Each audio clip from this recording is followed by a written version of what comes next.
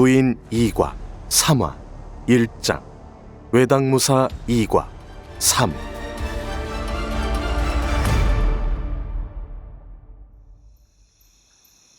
저녁 경계 근무를 하기 위해 13조가 한자리에 모였다.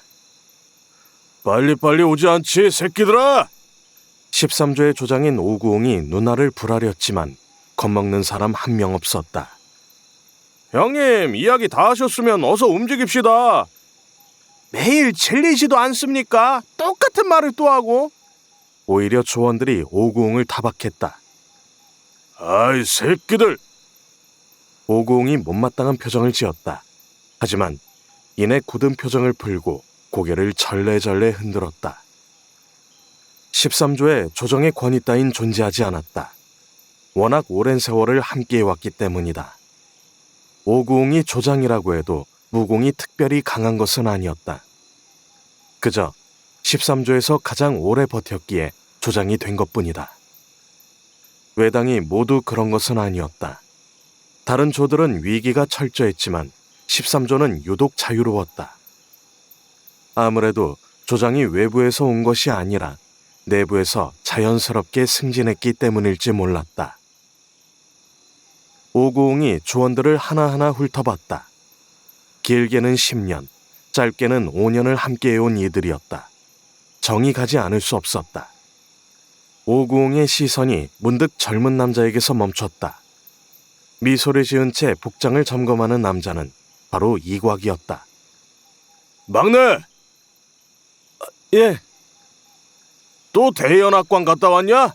아주 입이 귀에 걸려있구나. 편합니까? 표정 관리해라. 여기 혼자인 형님들 많으니까. 예. 이곽이 재빨리 대답했다. 말은 그렇게 했지만 그의 입가에 걸린 미소는 사라지지 않았다. 그만큼 마음이 편하기 때문이다. 함께한 세월이 5년이 넘기에 그만큼 서로에 대해 많은 것을 알고 있었다. 처음 창천맹에 들어와 적응하지 못하고 있을 때 그를 돌봐준 이들도 13조였다. 우리 조장 형님이 외롭긴 한가 보네. 과기를 구박하고. 그러게 말이야. 하긴 형님 나이가 벌써 30 중반이니 외로울 만도 하지. 기회를 놓치지 않고 다른 조원들이 달려들어 오구옹을 물어뜯었다. 시끄러! 준비 모두 끝났으면 정문으로 간다. 조금이라도 늦었다간 12조장이 지랄한다. 예! 갑시다! 13조가 성문을 향했다. 20명이나 되는 무인이 걷고 있지만 거리에 있는 그 누구도 그들을 의식하지 않았다. 창천맹에서는 늘 보는 풍경이었기 때문이다. 성문에 도착하자 낙근물을 서고 있던 12조가 그들을 맞이했다. 왔냐? 별일 없었지? 너무 없어서 탈이지. 아주 지루해 죽는 줄 알았다. 12조장인 조무탁이 오구옹에게 너스레를 떨었다. 두 사람은 꽤 친한 편이었기에 그만큼 자유롭게 대화했다. 그럼 우린 간다. 수고해. 조무탁이 12조를 이끌고 성문 안으로 들어갔다. 그때 12조원 중 한 명이 이곽에게 다가왔다. 수고해라. 나는 들어간다. 그는 바로 고전옥이었다. 너도 수고했다. 가서 좀 쉬어라. 그래? 고전옥이 미소를 지으며 이곽을 지나쳐갔다. 그가 사라지자 13조의 조원 한 명이 이곽에게 다가와 속삭였다. 저 새끼 요즘 천의당에 얼쩡거린다더라. 천의당이요? 그래, 아주 출세하지 못해 안달이 난 놈이야. 조심해. 저런 놈 옆에 있다가 괜히 같이 날벼락 맞으니까. 맞득잖은 표정으로 말하는 남자의 이름은 곡채봉이었다. 알고 있어요. 아유, 그럼 다행이고. 곡채봉이 안심했다는 표정으로 고개를 끄덕였다. 천의당은 외당과 함께 외원의 근간을 이루는 조직이었다. 외당이 창천맹의 외곽 경계를 담당한다면 천의당은 외부의 정보를 수집하는 조직이었다.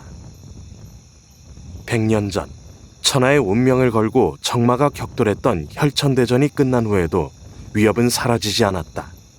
그래서 창천맹은 천의당이라는 조직을 만들어 외부의 정보를 수집하는 데 열중했다. 같이 외원에 속해 있는 조직이라지만 그 중요도는 감히 비교할 수 없었다. 심지어는 외부에 노출된 몇몇 이들을 제외하면 구성원 대부분은 신분조차 알려지지 않았다. 그런 천의당에 접촉한다는 것 자체가 고전옥이 얼마나 무모하면서도 야망이 큰지 보여주고 있었다. 이곽은 언젠가 고전옥에게 충고해야겠다고 생각하며 성문 앞에 섰다. 괜히 한눈 팔지 말고 경계 잘해. 괜히 헛짓거리 하다가 높은 분들에게 들키면 경을 칠 테니까. 오구옹이 조원들이 미덥지 않은지 괜히 한 말을 또 했다. 하루 이틀 있는 일이 아니기에 조원들은 그의 말을 그다지 신경 쓰지 않았다. 또 그렇다고 무시하지도 않았다. 실제로 흐트러진 모습을 높은 분들에게 들켰다가는 혹독한 대가를 치를 것을 알기 때문이다. 낮 근무도 지루하지만 저녁 근무는 차원이 달랐다. 그래도 낮에는 허락을 받은 자들이 성 안으로 들어오기 위해 줄을 서서 기다리고 그들을 검문하다 보면 시간이 잘 흐르기 때문이다. 반면 저녁 근무는 성문을 닫고 수상한 자가 오는지 끝없이 경계해야 한다. 밤새도록 사람 한 명 보기 힘든 것이 현실이었다. 당연히 시간의 흐름이 더디게 느껴질 수밖에 없었다. 성문 양옆에 커다란 횃불을 밝힌 채 그들은 경계에 전념했다. 이곽도 정신 바짝 차리고 정면을 바라봤다. 오늘도 시간은 지루하게 흘러갔다. 달이 저 높이 떴음에도 성문 근처로 다가오는 사람 한 명 없었다. 어쩌면 당연한 일인지도 몰랐다.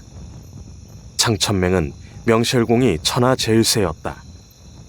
근래 들어 10회가 기세를 올리고 있다고 하지만 서너시 합쳐야 겨우 창천맹에 비벼볼 수 있을 정도였다. 당연히 그 어떤 세력도 감히 불순한 마음을 갖고 창천맹에 접근할 엄두를 내지 못함이 당연했다. 이곽은 제자리에 서서 허리에 찬 박도를 만지작거렸다.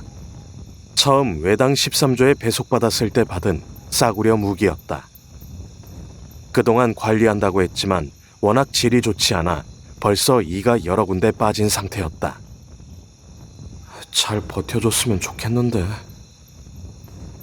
혹시라도 잘못해서 부러지기라도 한다면 사비로 박도를 사야 했다. 그런 사태가 벌어진다면 돈을 모아 조그만 집을 사겠다는 그의 계획도 모두 틀어지게 될 터였다. 괜히 머릿속이 복잡했다. 요즘 들어 더욱 그랬다. 어떻게든 돈을 모아 금윤성과 함께 살 집을 산다고 해도 문제였다. 혼자 사는 것과 두 사람이 사는 것은 차원이 다른 일이었다. 돈이 들어갈 곳이 더욱 많아질 텐데 일개 외당무사가 감당할 수 있을지도 의문이었다. 미래를 생각할수록 머리가 지끈 아파왔다. 이곽은 자신도 모르게 미간을 찌푸렸다. 그때였다. 저기! 같이 경계를 서고 있던 조원 한 명이 전방을 가리키며 경호성을 내뱉었다. 이곽과 13조원은 무의식 중에 박도의 손잡이를 꽉 잡으며 전방을 노려봤다. 왜? 무슨 일이야? 이곽이 눈에 공력을 집중해 알력을 끌어올렸다. 그러자 저 멀리 어둠 속에서 이곳 성문을 향해 다가오는 검은 인형들이 보였다. 오구옹이 박도를 꺼내들며 소리쳤다. 누구냐? 정체를 밝혀라! 그의 목소리엔 숨길 수 없는 긴장감이 담겨져 있었다. 당연히 적이 아닐 거라 생각했지만 혹시 모르기 때문이다. 13조의 긴장감이 최고조에 달한 그 순간 어둠 속에서 목소리가 들려왔다. 우리는 청룡조다. 청룡조? 그 순간 어둠 속에서 푸른 옷을 입은 무인들이 모습을 드러냈다. 오구옹이 눈을 부릅뜨고 그들을 바라봤다. 무인들의 얼굴을 확인한 오구옹의 얼굴에 안도의 기색이 떠올랐다. 아는 얼굴이 보였기 때문이다. 심 조장님! 오 조장이군. 오늘은 13조가 경계를 서는 날인가 보군. 맞습니다. 오구옹이 급히 대답했다. 그와 대화를 하는 남자의 이름은 심우연, 청룡조장이었다. 같은 조장으로 불리고 있지만 청룡조는 외당과 비교할 수 없이 강한 자들만 모인 곳이었다. 외원에 속한 외당과 달리 청룡조는 본원 소속이었다. 2단, 3대, 4조로 이뤄진 본원의 무력은 창천맹 내에서도 손꼽힐 만큼 강력했다. 당연히 같은 조장이라고 해도 무력의 차이가 클 수밖에 없었다.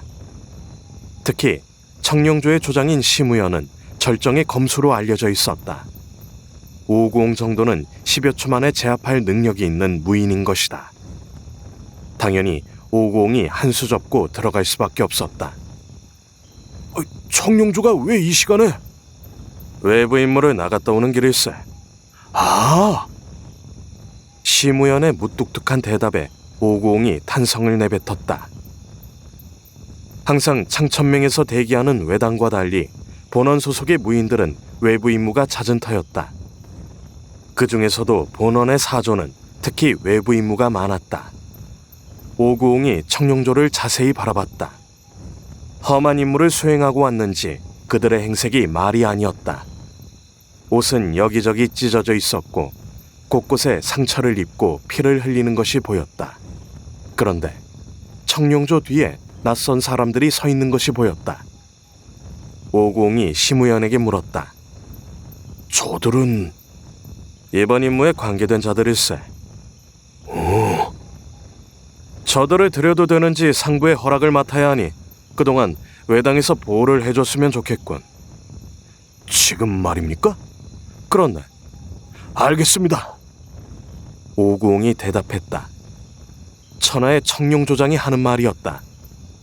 애당초 그에겐 거절할 권한이 존재하지 않았다. 오구옹이 이곽 등을 바라봤다.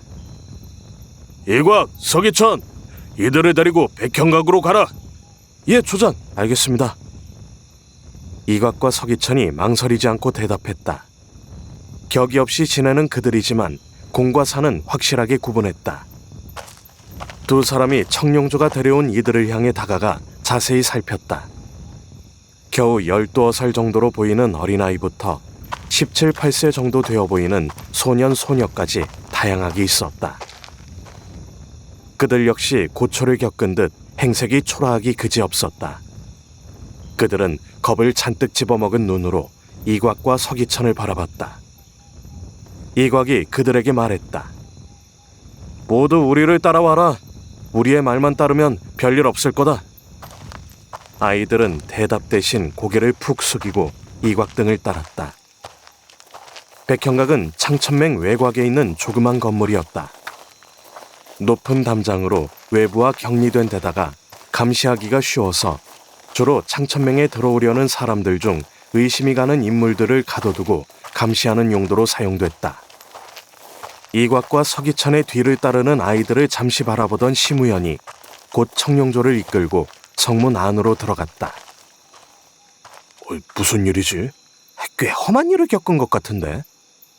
남겨진 13조원들이 수군거리자 오구옹이 인상을 팍 썼다. 어디 하루 이틀 일이야? 경계 똑바로 서지 못해? 13조원들이 후다닥 제자리를 찾아 돌아갔다. 본원과 관계된 일이라면 신경을 끄는 것이 일신에 이롭다는 것을 오구옹은 알고 있었다. 그 역시 궁금한 것이 많았지만 애써 관심을 주지 않았다. 백현각에 두면 나머지는 본원에서 알아서 하겠지. 백현각을 지켜야 할 이곽과 서기천이 조금 피곤하겠지만 그런 사정까지 일일이 봐줄 수는 없었다. 백현각은 정문에서 그리 멀지 않은 곳에 있었다. 이곳에서 쉬고 있거라. 방이 4개 있으니 남자는 이쪽 2개를 나눠 쓰고 여자들은 반대편에 있는 방 2개를 사용하면 된다. 이곽은 아이들에게 방을 배정해 주었다. 아이들은 군말 없이 이곽이 배정해준 방에 들어갔다. 맨 마지막으로 여아들을 방에 배정해주고 나오려 할 때였다. 갑자기 아이 중 한 명이 조심스럽게 이곽의 소매를 잡았다. 이제까지 고개를 푹 숙이고만 있던 소녀였다. 이곽이 의아한 표정으로 바라보자 소녀가 조심스럽게 말을 이었다. 혹시 과거라버니 아닌가요? 날 아니? 정말 과거라버니 맞구나. 이곽의 대답에 소녀가 한 손으로 입을 틀어막고 흐느꼈다. 그에 이곽이 당혹스러운 표정을 지었다. 누군데 날 아는 것이냐? 나 소천이야. 소천? 설마 설공리의 한소천? 맞아. 소녀가 산발한 머리카락을 쓸어 올렸다. 그러자 감춰져 있던 이목구비가 드러났다. 눈썹이 진한 미소녀였다. 검고 진한 눈썹만큼이나 깊은 눈동자와 날카로운 콧날, 그리고 매화를 연상시키는 조그만 입술은 무척이나 붉었다. 네가 어떻게? 과거라버니. 진정하고 어떻게 된 일인지 말해. 네가 어떻게 이곳에 온 거냐? 모두 죽었어. 그게 무슨... 마을 사람들이 모두 죽었어. 아빠도 엄마도. 급기야 한소천이 이곽의 가슴에 얼굴을 묻고 흐느껴 울었다. 그녀의 울음이 도화선이 되었다.